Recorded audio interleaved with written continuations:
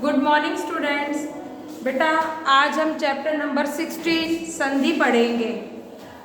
तो संधि का मतलब क्या होता है पहले ये जानना जरूरी होता है।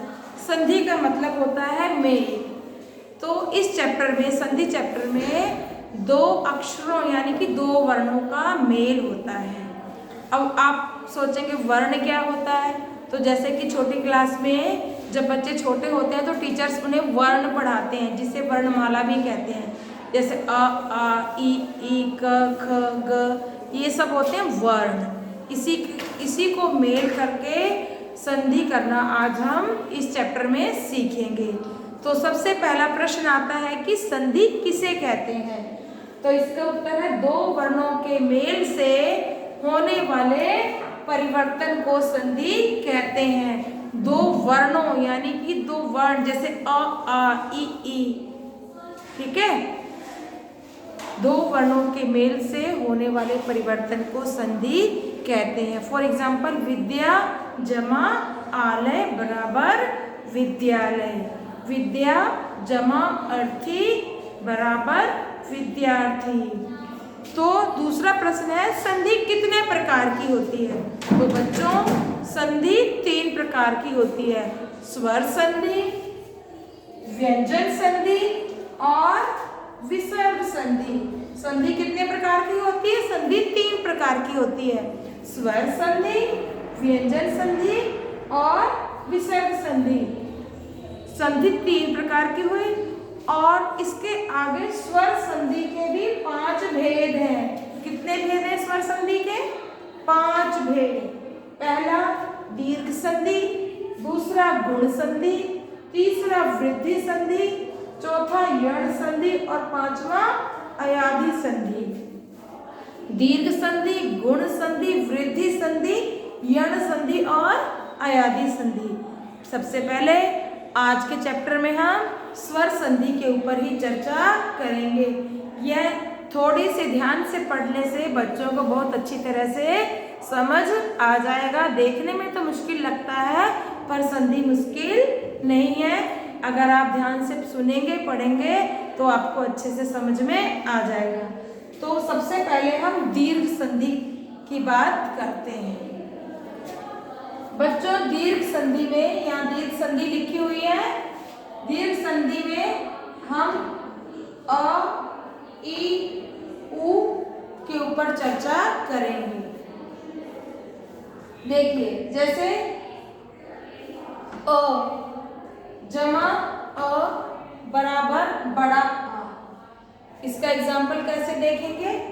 जैसे परम, म में अ की आवाज आ रही है।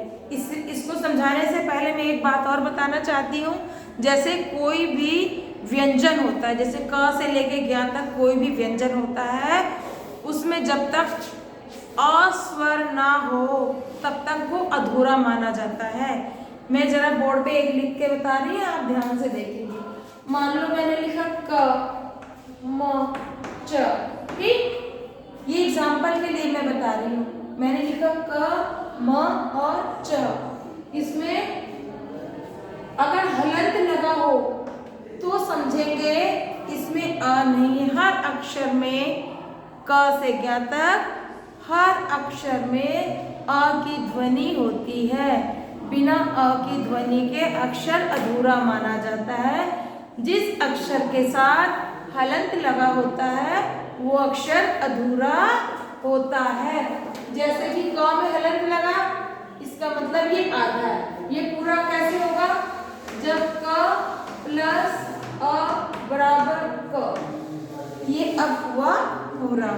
कोई भी अक्षर बिना अ के पूरा नहीं होता, उसमें अ की साउंड छुपी होती है, ठीक है, अ की साउंड छुपी होती है। तो इसीलिए अ प्लस अ बराबर बड़ा आ। बड़ा आ का मतलब बड़ा आ की मात्रा लगेगी। जैसे परम, परम अर्थ, परम, परम लिखा मैंने तो म में अ छुपा हुआ है क्योंकि वहां हलंत नहीं लगा हुआ है, पूरा म है। पूरा म का मतलब अ की साउंड छुपी हुई है अक्षर के अंदर। परम अर्थ बराबर परमार्थ, जब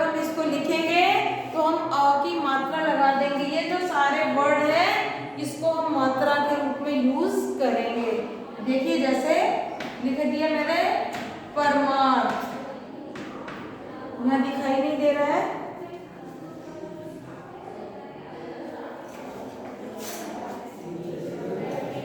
यहाँ लिख के मैं समझा देती हूँ। जैसे लिखा मैंने परम, परम अर्थ, ठीक है। तो यहाँ जो ये वाला अक्षर है म, इसमें अ की साउंड छुपी हुई है और यहाँ अ लिखा हुआ है। तो यहाँ भी एक छोटा रूल क्या है, छोटा आ बराबर बड़ा आ। बड़ा आ का मतलब आ की मात्रा लगेगी, ठीक है। तो यहाँ बन जाएगा परम, म के साथ आ की मात्रा और थ लगेगा, ये वाला आ नहीं रहेगा, ठीक है। बन जाएगा परमार्थ, ठीक है। उसी प्रकार से जैसे लिखा है शिव, शिव जमा आलय, ठीक है।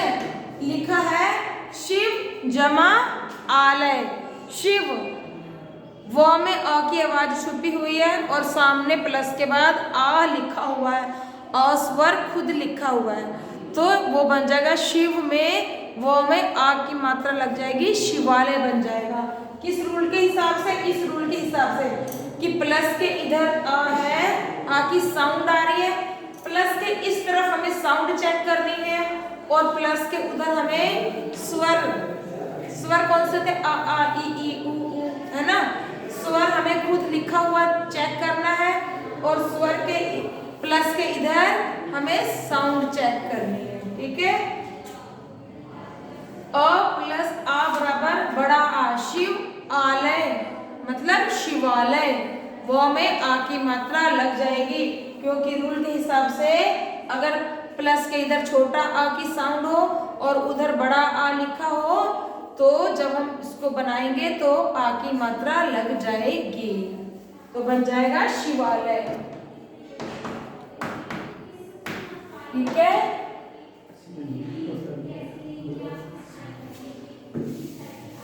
इसी प्रकार अगर प्लस के इधर आ की मात्रा पहले से ही लगी हो और उस तरफ मात्रा ना लगी हो, सिर्फ अ हो लिखा हुआ हो, तब कैसे करेंगे।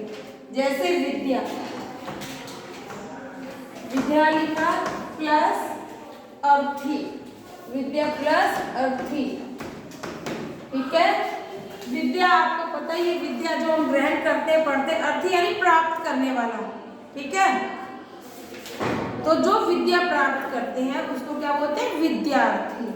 जैसे विद्या, विद्या लिखा मैंने, यहाँ पर आ की मात्रा लगी हुई है, ठीक है, यहाँ मात्रा लगी हुई है और यहाँ खुद अ स्वर लिखा हुआ है, तो विद्या को हम कोई चेंज नहीं करेंगे, विद्या का हम लिखेंगे विद्या और इस अ का कोई मतलब नहीं रह जाता, क्योंकि आ की मात्रा तो हमें पहले से ही लगानी ही थी और खाली ये अर्थी आ जाएगा, विद्यार्थी, ठीक है, विद्यार्थी।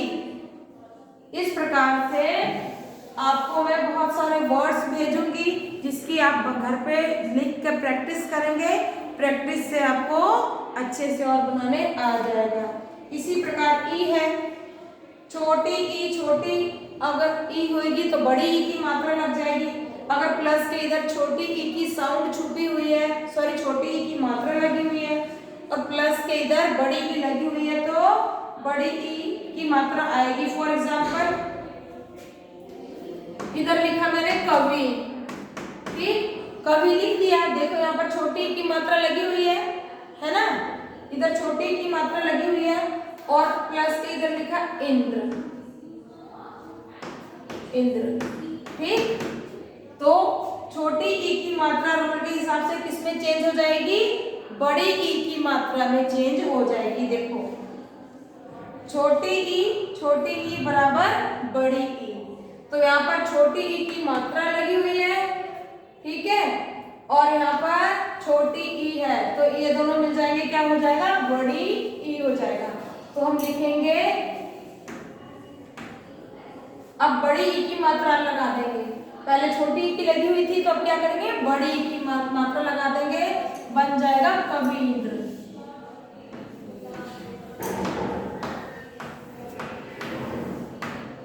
जो ये न है ये बिंदी के रूप में चला जाएगा। इंद्र को हम बिंदी के रूप में भी लिख सकते हैं, इंद्र, इस तरीके से भी और न लगा के भी, ठीक है। तो ये कविंद्र हो जाएगा।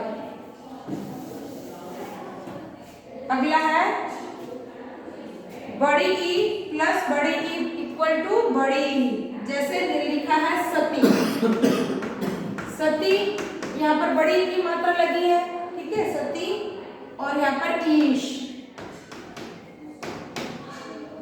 तो ये क्या होगा, सती, इसमें बड़ी ई की मात्रा लगी है और यहाँ बड़ी ई लिखी हुई है स्वर, बड़ी ई का स्वर लिखा हुआ है ईश, तो ये मिला के हो जाएगा सतीश। ये स्वर हम हटा देंगे और रूल के हिसाब से बड़ी ई की मात्रा लगानी थी जो कि पहले से ही लगी हुई है, बन जाएगा सतीश, ठीक है। आपको समझ में आ रहा होगा उम्मीद है। और अब इसके बाद हम आते हैं ऊ पे। मान लीजिए इधर छोटा ऊ है और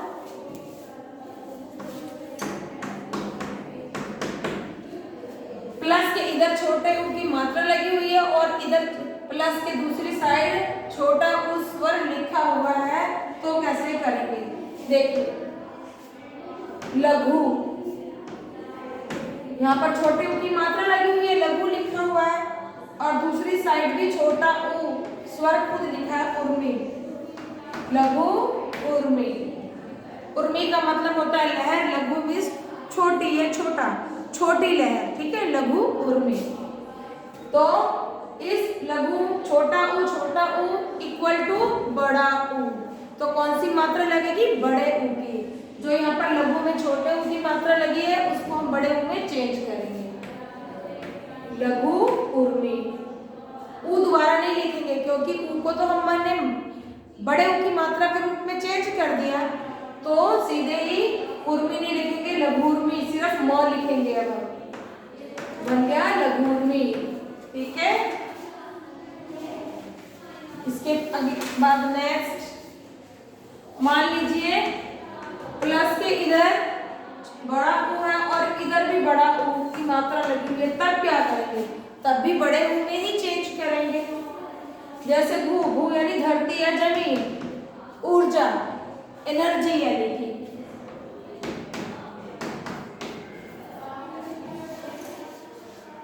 जमीन की ऊर्जा होती है ना, कभी ज्वालामुखी फटता है, कभी भूकंप आता है, ये जमीन की ऊर्जा होती है, धरती भू की ऊर्जा होती है ये, तो ये बन जाएगा भू ऊर्जा।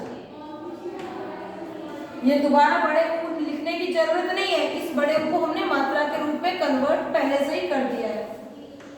अब भू के बाद सीधे ही जा लिख देंगे, ऊर्जा हो गया। ओके, आपको समझ में आ गया होगा। इस प्रकार बच्चों स्वर संधि का जो पहला भाग है दीर्घ संधि, दीर्घ का मतलब अक्षर को, मात्रा को बड़ा कर देना। अगर पहले छोटा आ हो बाद में बड़ा आ हो, प्लस के इधर बड़ा है प्लस के उधर बड़ा आ है, या प्लस के इधर छोटा आ है चाहे इधर छोटा आ है, होना उसको बड़े आ की मात्रा में ही चेंज होना है। इसी प्रकार प्लस के इधर छोटी ई है या प्लस के उधर छोटी ई है, या दोनों साइड बड़ी ई है, या दोनों एक तरफ छोटी ई है एक तरफ बड़ी है, कुछ भी हो बदलना उसको बड़ी ई की मात्रा में ही पड़ेगा। इसी प्रकार ऊ की मात्रा है, प्लस के इधर ऊ की मात्रा छोटे ऊ की मात्रा है चाहे बड़े ऊ की मात्रा है, प्लस के दूसरी साइड चाहे छोटा ऊ है चाहे बड़ा ऊ है, बदलना उसको बड़े ऊ में ही होगा। ठीक है, अगर आ है तो आप दोनों साइड आ है तो बड़ा आ लगेगा। आप क्लियर ये सोचो, अगर दोनों साइड प्लस के इधर और इधर छोटा आ है चाहे बड़ा आ है, उसको आ की मात्रा के रूप में हम चेंज करेंगे। प्लस के इधर ई है इधर भी है, चाहे वो छोटी है चाहे बड़ी है, कुछ भी हो बदलना उसको बड़ी ई की मात्रा में ही है। और प्लस के इधर उधर चाहे छोटा हुआ है चाहे बड़ा हुआ है, कैसा भी हुआ है बदलना हमें उसको बड़े ऊ की मात्रा में ही पड़ेगा। ठीक है, उसके बाद हमारा नेक्स्ट है, ठीक है बच्चों, जो गुण संधि थी उसमें अ, ई और ऊ देखना है। ठीक है, अ रहेगा तो बड़े आ की मात्रा लग जाएगी, अगर ई है तो बड़ी ई की मात्रा में चेंज हो जाएगा। अगर ऊ है तो दोनों साइड होना चाहिए। आ है तो दोनों साइड आ होना चाहिए, ई है तो दोनों साइड ई होनी चाहिए, ऊ है तो दोनों साइड ऊ होना चाहिए, तभी वो गुण संधि कहलाएगी। अब हम आते हैं गुण संधि पे। गुण संधि जो है थोड़ी सी अलग है दीर्घ संधि से, ठीक है। गुण संधि में अगर प्लस के इस साइड, जैसे कि प्लस के इधर अगर छोटा आ हो या बड़ा आ हो, ठीक, और प्लस के दूसरी साइड जैसे यहाँ पे लिखा है छोटी ई हो या फिर बड़ी ई हो, इन दोनों में से कोई एक हो, चाहे प्लस के इधर चाहे छोटा आ हो चाहे बड़ा आ हो, और प्लस के दूसरी साइड चाहे छोटी ई हो चाहे बड़ी ई हो, तो उसको किस में बदलेंगे? ए में, ए की मात्रा के रूप में चेंज करेंगे। देखो भिन्न स्वर है ना, प्लस के इधर आ है और प्लस के उधर ई है, ठीक है। दीर्घ संधि में क्या हम पढ़ रहे थे? दोनों साइड एक जैसे स्वर थे, आ है तो दूसरी साइड आ है, ई है तो दूसरी साइड भी ई है। पर गुण संधि में प्लस के इधर आ है और प्लस के उधर ई है, तो उसको हम ए की मात्रा में चेंज करेंगे। कुछ बच्चों को याद नहीं आ रहा होगा ए की मात्रा कैसे होती है, कुछ बच्चे ऐसे भी हैं, तो ये वाली होती है ए की मात्रा, ठीक है। यह है ए की मात्रा, जो कि ए ऐसे बनाया जाता है, ए ऐसे बनेगा और इसकी मात्रा ऐसे लगेगी। और आगे भी मैं बता दे रही हूँ, आई जो ऐ लिखते हैं, ए के बाद ऐ आता है, वो ऐसे लिखा जाता है और इसकी मात्रा ऐसे बनेगी, ठीक है। आगे समझ? तो अब हम लिखना स्टार्ट करते हैं। अगर इधर अ है और इधर ई है तो वो ए की मात्रा के रूप में बदल जाएगा। जैसे फॉर एग्जाम्पल सुर, ईश, सुर ई सुर इंद्र, सुरेंद्र में चेंज होगा। कैसे होगा? देखो सु लिखेंगे, ठीक, यहाँ तक समझ में आया? क्योंकि ये पहला अक्षर था, बाद वाला तो ये है ना र में। अब कहोगे कि मैम इसमें आ तो लिखा नहीं है, अ की साउंड तो है, क्योंकि इसके नीचे हलंत नहीं लगा। अगर हलंत लगा होता तो ये आधा होता, इसमें आ की साउंड छुपी नहीं रहती, पर इसमें हलंत नहीं लगा है, इसमें अ की साउंड छुपी हुई है, ठीक है। तो सुर इंद्र यहाँ लिखा है, तो रा तो रहेगा, पर ये वाला रा, आ और ई मिलके ए में चेंज हो जाएगा, रा पे ए की मात्रा लग जाएगा, ये जो ई है ये हट जाएगा, ठीक है, और द्र आ जाएगा, और जो इस पे जो बिंदी लगी थी वो यहाँ आ जाएगी ए पर, सुरेंद्र बन गया, ठीक है। अगला है, अगर प्लस के इधर बड़ा आ हो, आ की मात्रा लगी हो, और प्लस के इधर बड़ी ई की मात्रा लगी हो, तब भी किस में चेंज होगा? अ में, सॉरी ए में ही चेंज होगा। जैसे राका, राका आ की मात्रा लगी हुई दिख रही है और यहाँ पर बड़ी ई लगी, ईश, राका ईश, तो रा लिखेंगे, क लिखेंगे, है ना, पर इसकी मात्रा हटा देंगे हम, आ और ई मिलके क्या बना? ए बना। तो यहाँ पर का पे ए की मात्रा लग गई और ये पीछे वाला श लग गया, श, ये वाली ई हट जाएगी, यहाँ से आ की मात्रा हट जाएगी रूल के हिसाब से। क्लियर? राकेश बन गया ये, ठीक है बच्चों। तो बच्चों बाकी की क्लास में हम अगली क्लास में समझेंगे बाकी का चैप्टर। इसकी मैं एक्सरसाइज भेज दूंगी जिसके घर में आप प्रैक्टिस करेंगे। अगली क्लास में बाकी और हम समझेंगे।